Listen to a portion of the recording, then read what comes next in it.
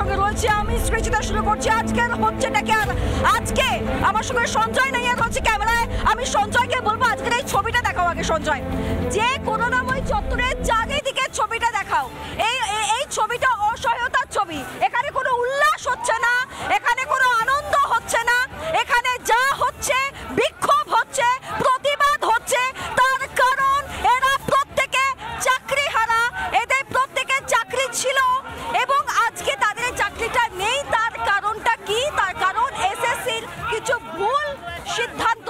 সেই ভুল সিদ্ধান্তের জেরে আজকে এই সিদ্ধান্ত।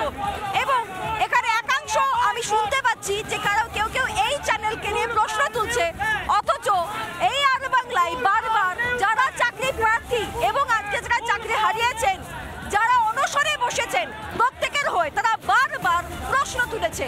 তবু আজকে কোনো বিক্ষিপ্ত অংশ শুনতে পাওয়া যাচ্ছে যে কেন আর বাংলা আছে। সেটা সেই প্রশ্নটা নয়, তাদেরকে করে দেবো, কিন্তু তার থেকে অনেক বেশি বড় প্রশ্ন হচ্ছে এই প্রশ্নগুলো যে মেধা দিয়ে চাকরি কেন তারা পথে থাকবে, কমিশন কেন যোগ্য পদক্ষেপ নেবে না।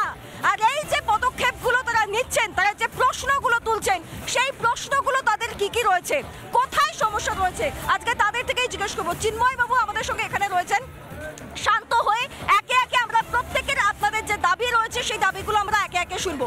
চিন্ময় বাবু, একটা গোটা প্যানেল বাতিল হয়ে গেল এবং সেই প্যানেল বাতিল হওয়ার জেরে যারা যোগ্য ছিলেন তারাও বাতিল হয়ে গেলেন এবং তাই জন্যই হয়তো আজকে আপনারা পথে। কিন্তু এই প্যানেল যদি আজকে এসএসসি সঠিক তথ্য দিতে পারে তাহলে তো আপনাদের চাকরিটা বেঁচে যায়। হ্যাঁ, আজকে যদি এসএসসি সঠিকভাবে সব তথ্য দিত, সঠিকভাবে যা পদ্ধতি সব মেনটেন করতো, তাহলে আমরা যারা যোগ্য সব দিক থেকেই যোগ্য, কারণ আমাদের বিরুদ্ধে কোনো অভিযোগ এখনো অবধি নেই, প্রমাণ করা তো দূরের কথা, তাহলে আমাদের আজকে চাকরি হারাতে হতো না। এবং আমার সবার কাছে একটাই অনুরোধ যে আপনারা যারা আমাদের হয়ে লড়ছেন তারা যোগ্যদের হয়ে কথা বলুন। আপনি যদি গোটা প্যানেলকে বাঁচাতে যান তারা কিন্তু আমরাও ডুবে যাব। কিন্তু যোগ্য যারা তাদের নিজেদেরকে প্রমাণ করার জন্য কি রাস্তা রয়েছে? একটার পথ তো আপনাদের কাছেও খোলা থাকতে হবে যে দেখুন আমরা 2016 সালে পরীক্ষা দিয়ে কোনো ভুল করিনি, ওই প্যানেলের অন্তর্ভুক্ত হয়ে আমরা কোনো ভুল করিনি, আমরা যোগ্য। এটা তো আপনাদেরকে প্রমাণ করতে হবে। এই প্রমাণের কোনো জায়গা আপনাদের নিজেদের হাতে আছে? যোগ্যদের প্রমাণ আমরা করব কেন? আমরা প্রথম থেকেই যোগ্য। আমরা যে অযোগ্য সেই প্রমাণটা হোক আগে। আমরা তো অযোগ্য নই, আমরা বরাবরই যোগ্য। আমরা পরীক্ষা দিয়েছি। এমনকি আপনাদের জানিয়ে রাখি, সিবিআইয়ের যে 17 রকম যে দুর্নীতির রিপোর্ট দিয়েছে, সেই 17 রকম দুর্নীতি পেরিয়েও আমরা যোগ্য। তাই আমরা নিজেদের যোগ্য না যোগ্যতম বলছি। এবং আজকে যে আমরা জমায়েত হয়েছি তার দুটি কারণ। প্রথম কারণ, আমাদের কোনো এলিগেশন ছাড়াই আমাদের চাকরি নিয়ে নেওয়া হয়েছে এবং তা সত্ত্বেও আমাদের এসএসসির চেয়ারম্যান প্রেস বাইটে বলেছেন যারা অযোগ্য তারা অযোগ্য, কিন্তু যারা যোগ্য তারা যে যোগ্য তারা আমি দায়িত্ব নিতে পারবো না। কেন এসএসসি কেন দায়িত্ব নিতে পারবে না? না, আমার একটাই প্রশ্ন, এসএসসি নাকি বলেছে যে যারা যোগ্য তারা যোগ্য, যারা অযোগ্য তারা অযোগ্য, কিন্তু যোগ্যদের দায়িত্ব তারা নিতে পারবে না। কেন নিতে পারবে না? কে নেবে তাহলে দায়িত্বটা? কে নেবে? এসএসসি যদি না নেয় দায়িত্ব কে? দায়িত্ব অবশ্যই পর্ষদের নেওয়া উচিত, কারণ এই পর্ষদ প্রথম থেকে আমাদের ফর্ম ফিল আপ থেকে শুরু করে ফর্ম ফিল আপের পর আমাদের যে রিটেন পরীক্ষা, তারপরে বিভিন্ন রকম আমাদের পার্সোনালিটি টেস্ট, তারপর অনেকগুলো পরীক্ষার মাধ্যমে আমরা উত্তীর্ণ হয়েছি। তারপরে আজকে আমাদের 6 বছর চাকরি করার পর বলছে যে আজকে আমরা অযোগ্য। আজকে আমরা অযোগ্য হলাম কিসের বিচারে? আপনাদের মাধ্যমে আমরা বাংলাকে জানাতে চাই, আজকে আমরা প্রায় 8000 জমায়েত এখানে হয়েছি। আমাদের একটাই দাবি ছিল, আমাদের ওয়ান সেন্টেন্স স্ট্যান্ড। আমরা যোগ্যদের তালিকা চাই। তো আমাদের প্রতিনিধির দল 12টায় ঢুকেছিলেন। আমরা 4টা অবধি রাস্তা থেকে ওয়ার্নিং দিয়েছিলাম, হুঙ্কার দিয়েছিলাম যে 4টার মধ্যে এসি ঘর থেকে ছেড়ে এসে আমাদের যোগ্যের তালিকা যেন সংবাদ মাধ্যমে দেওয়া হয় এবং 6 তারিখে এই যোগ্যের তালিকা যেন সুপ্রিম কোর্ট দিল্লিতে পৌঁছায়। যদি না পৌঁছায় তাহলে রাজপথে আজকে যে সংখ্যা তার 10 গুণ বেশি সংখ্যা এসে রাজপথ বন্ধ করে দেওয়া হবে। আমি আসছি, তবে এখানে একটা বিষয় রয়েছে, এই যারা আজকে চাকরি পাচ্ছেন না, যারা চাকরি পেয়ে চাকরি হারিয়ে ফেলছেন, তাদের জীবনের আরো বড় সমস্যা হচ্ছে রাজনীতি। রাজনীতিটা সর্বক্ষেত্রে হচ্ছে। যারা চাকরি প্রার্থী তা পাওয়ার জন্য লড়াই করছেন, কেউ বলছেন তাদের সঙ্গে রাজনীতি জড়িয়ে রয়েছে, আবার অপর কেউ রাজনীতির জন্যই অনেককে চাকরি দিতে চাইছেন, আবার অনেকে রাজনীতির জন্যই অনেক যোগ্যরা আজকে রাস্তায় বসে রয়েছেন। এরকম একাধিক ঘটনা ঘটছে। আমি আপনাদেরকে আজকে একটা রিপোর্ট দেখাবো, সেখানে রাজনৈতিক জায়গাটা এবং কারা সত্যি সত্যি যারা যোগ্য, যারা সৎ, তাদের পাশে থাকতে চাইছেন। সেই রিপোর্টটা আগে আপনারা দেখুন, তারপর আমি আবার আলোচনায় আসছি।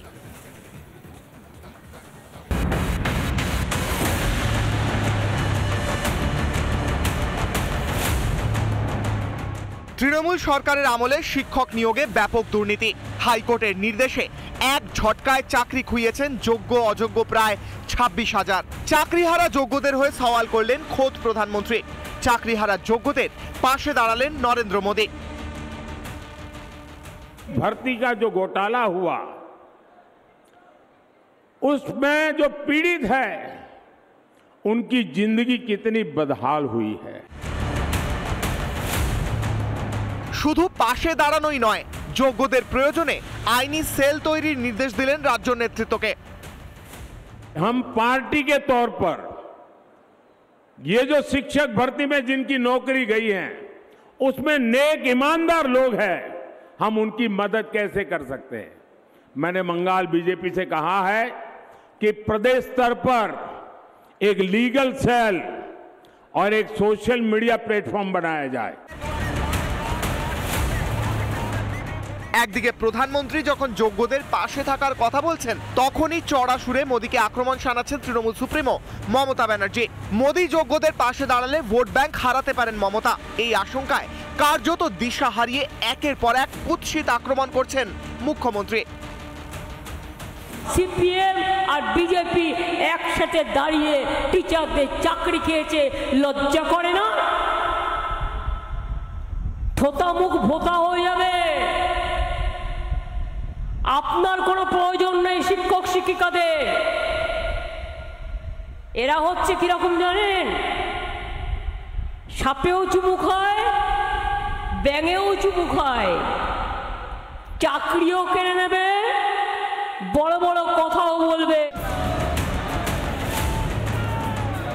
হাইকোর্টের নির্দেশকে চ্যালেঞ্জ করে সুপ্রিম কোর্টে গিয়েছে রাজ্য সরকার। সুপ্রিম কোর্টে স্থগিতাদেশ না পেলেও বারবার চাকরিহারাদের পাশে থাকার কথা বলে প্রচার করছেন মুখ্যমন্ত্রী। প্রধানমন্ত্রী যোগ্যদের পাশে দাঁড়ালে কেন এত অস্বস্তি মমতার? যোগ্যদের চাকরি নয়, ভোটের সমীকরণই একমাত্র ভাবনা মুখ্যমন্ত্রীর। রিপাবলিক বাংলা।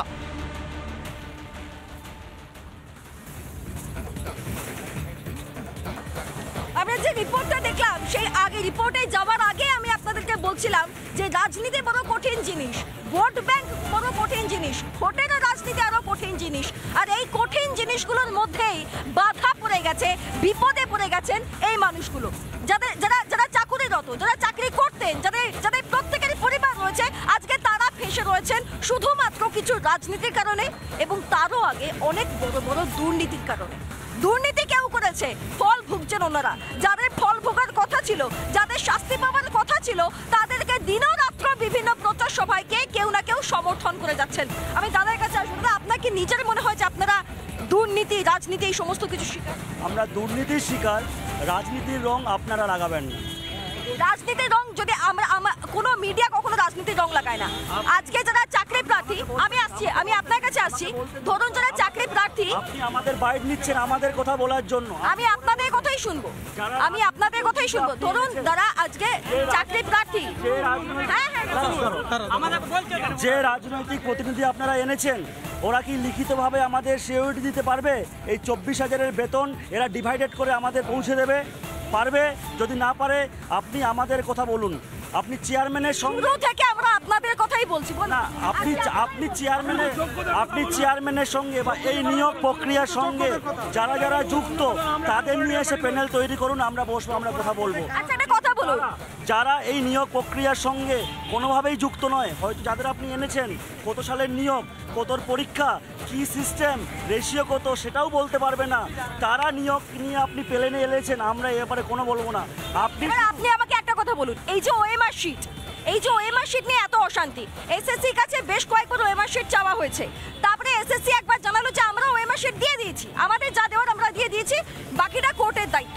কিন্তু ওএমআর শিটের গন্ডগোলটা কোথায়? না, আপনার মনে হয় ভুল তথ্য হচ্ছে, এসএসসির কাছে কোনো ওএমআর শিট নেই। এটা একজন এসএসসি চেয়ারম্যান এই কথা নিজে বলেছেন। তারপরে আপনার কাছে এই প্রশ্নটা নিয়ে আমি আসছি। আপনাকে আমি বলি, টোটাল সিবিআই তদন্তে 17 রকম জালিয়াতি হয়েছে। তার মধ্যে যেটা মেইন জালিয়াতি, যে ব্ল্যাঙ্ক ওএমআর জাদু বলে সেটা 52-53 হয়ে গেছে, প্রথম জালিয়াতি। দ্বিতীয় জালিয়াতি র্যাঙ্ক জাম্প হয়েছে। তৃতীয় জালিয়াতি প্যানেল মেয়াদ উত্তীর্ণভাবেও নিয়োগ পেয়েছে। এবং চতুর্থ জালিয়াতি হয়েছে যে অ্যাপয়েন্টমেন্ট ইস্যু হয়েছে, অনেকের অ্যাপয়েন্টমেন্ট ইস্যু হয়নি। তাছাড়াও হ্যাঁ, অ্যাপয়েন্টমেন্ট হয়নি, মানে রিকমেন্ডেশন ইস্যু হয়নি কিন্তু অ্যাপয়েন্টমেন্ট পেয়ে গেছে, এরকম 1000-এর উপরে আছে। এরকম 17 প্রকার দুর্নীতি, প্যানেলের বহির্ভূত কিছু লোক আছে।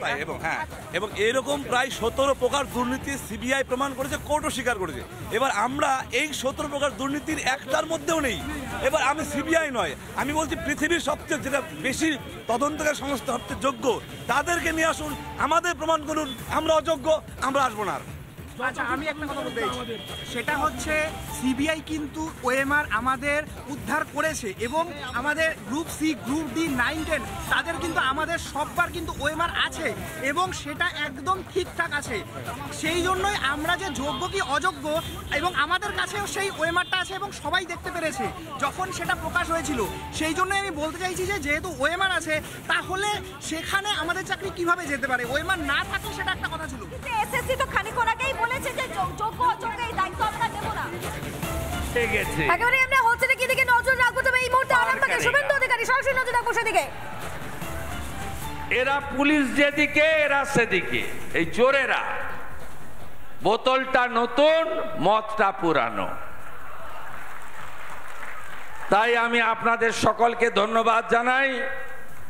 আমি মাননীয় অগ্নিমিত্রা পাল, মাননীয় ডক্টর হিরণ চ্যাটার্জির নমিনেশনের মিছিল মেদিনীপুর শহরে করে এলাম 15,000-এর বেশি লোককে নিয়ে।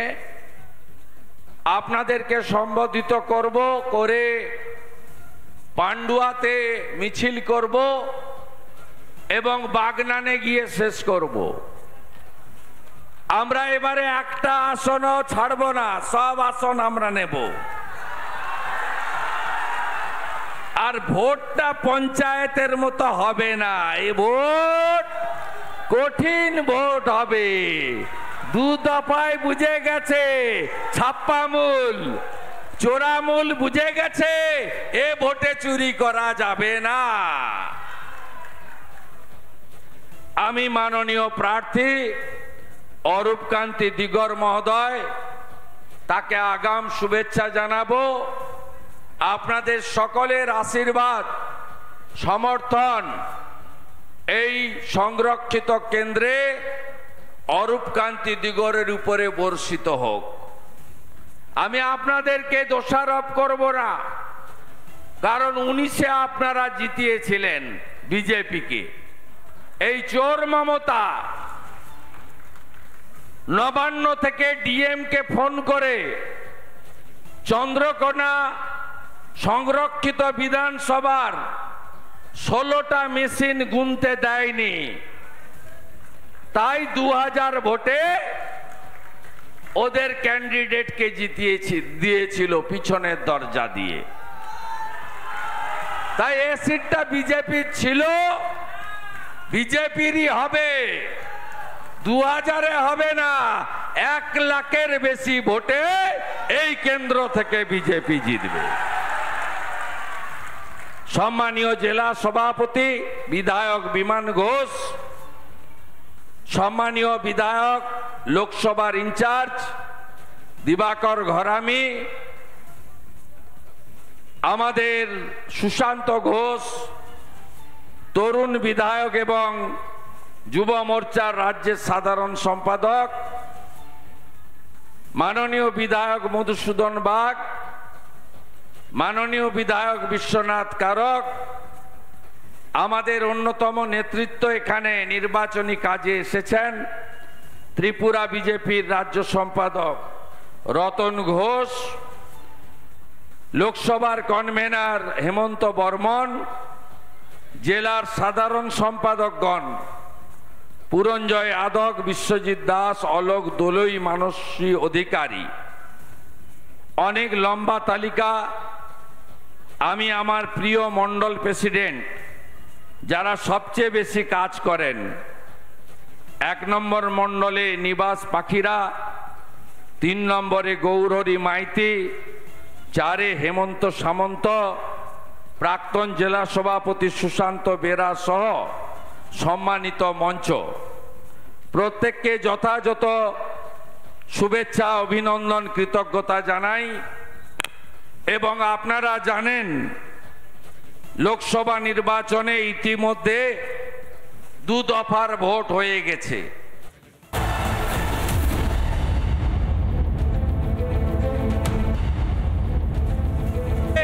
খাদ্য দপ্তর জেলে সবাই দেখেছে, কেষ্টমণ্ডলের নেতৃত্বে গরু পাচারকারীরা জেলের ভিতরে, এটা সবাই দেখেছে। গম রে চাল পাচারকারী, মায়েদের ইজ্জত লুণ্ঠনকারী শেখ শাহজাহানরা জেলে, মানুষ দেখেছে। কিন্তু আপনাদের সামনে, চোখের সামনেই সিনেমা আছে, খোকন মল্লিকের সিনেমা, চিন্ময় সামন্তর সিনেমা। 11-র আগে এই চিন্ময়ের কি ছিল? এখন একটা পেট্রোল পাম্প, 2টো গ্যাসের ডিলারশিপ, অসংখ্য বাড়ি জমি। পুরানো আগে বিড়ি পুড়িয়ে নিভিয়ে নিভিয়ে খেত, এখন পিছনে তুলো লাগানো সিগারেট ছাড়া খায় না। আগে গ্যাটিস লাগানো সাইকেলে যাতায়াত করত, এখন 4 চাকা 4টে গাড়ি। এই যে পরিবর্তন বাংলার মানুষের হয়নি, বাংলার গরিব কৃষকের হয়নি, বাংলার বেকার যুবক যুবতীর হয়নি, এই চোর তৃণমূলের লোকেদের হয়েছে। এখানে আরো গুন্ডা আছে। যুব মোর্চার ভাই আমাকে ছবি দিচ্ছিলেন, আমি বললাম গুন্ডামি থেমেছে? বলছে কালকে একটু ধমকেছিল, তারপরে আবার চেপে গেছে। চেপে আপনাদের যেতে হবে। হুদানা কে আছেন? আপনাদের আমি বলে যাচ্ছি, ভদ্র হন। মমতা ব্যানার্জি দিল্লিতে গেছিল ধর্ণা দিতে, টিআরএ কেস্টর সঙ্গে দেখা করতে যায়নি। মমতা ব্যানার্জি যখন ভোট আসে বলে 294টাতে প্রার্থী, আর যখন চুরি ধরা করে তখন বলে পার্থ এত চুরি করেছে আমি তো জানতাম না। এইটা হলো মমতা ব্যানার্জির ক্যারেক্টার। মাননীয় হুদা বাবু না কে আছেন, আপনাদের বলবো এসব করেন না, মিলেমিশে থাকুন। বিজেপি সরকার আসছে, খুব বেশি দিন লাগবে না। আমরা রোয়াব দেখেছিলাম উত্তরপ্রদেশে, মায়াবতী আর মুলায়ম সিং যাদবের রাজত্ব আমরা দেখেছি।